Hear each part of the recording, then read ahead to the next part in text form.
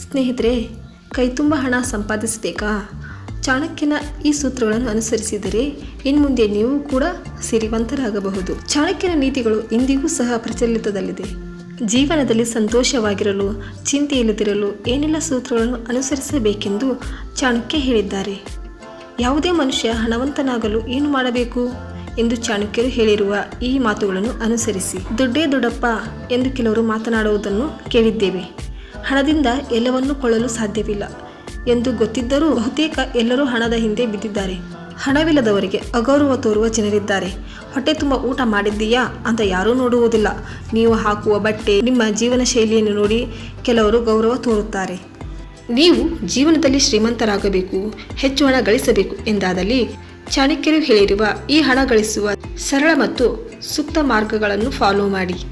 ಚಾಣಕ್ಯರು ಹಣ ಸಂಪಾದಿಸುವ ತತ್ವಗಳು ಇಂದಿಗೂ ಸಹ ಜನಪ್ರಿಯವಾಗಿವೆ. ಆಚಾರ್ಯ ಚಾಣಕ್ಯರು ತಮ್ಮ ಚಾಣಕ್ಯ ನೀತಿಯಲ್ಲಿ ಸಂಪತ್ತಿಗೆ ಸಂಬಂಧಿಸಿದ ಅನೇಕ ವಿಷಯಗಳನ್ನು ಉಲ್ಲೇಖಿಸಿದ್ದಾರೆ. ನಿಮಗೆ ಹಣ ಬೇಕಾದರೆ ಆಚಾರ್ಯ ಚಾಣಕ್ಯರು ಹೇಳಿರುವ ಈ ವಿಷಯಗಳನ್ನು ಮರೆಯಬೇಡಿ.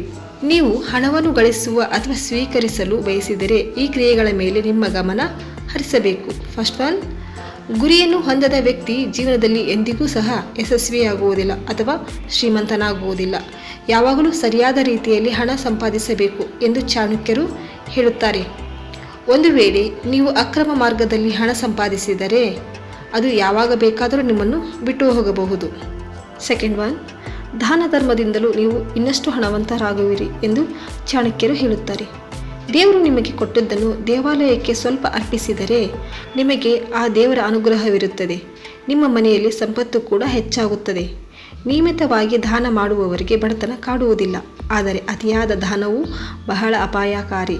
ಯಾವಾಗಲೂ ನಿಮ್ಮ ಮಿತಿಯೊಳಗೆ ದಾನ ಮಾಡಿ.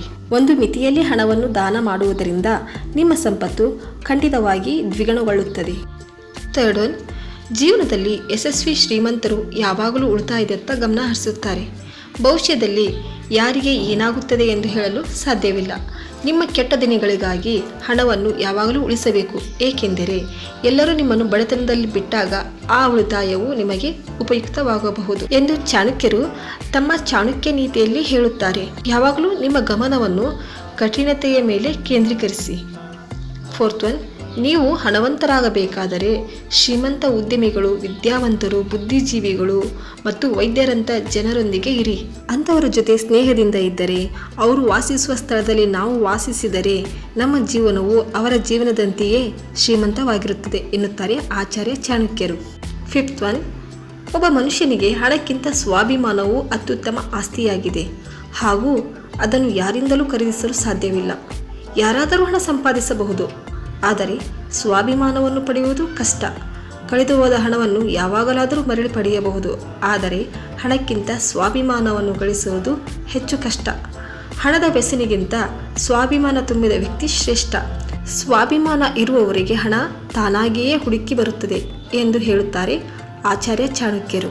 ಜೀವನದಲ್ಲಿ ನೀವು ಹೆಚ್ಚು ಹಣ ಸಂಪಾದನೆ ಮಾಡಬೇಕೆಂದರೆ ಆಚಾರ್ಯ ಚಾಣಕ್ಯರು ಹೇಳಿರುವ ಈ 5 ಸೂತ್ರಗಳನ್ನು ಪಾಲಿಸಿ.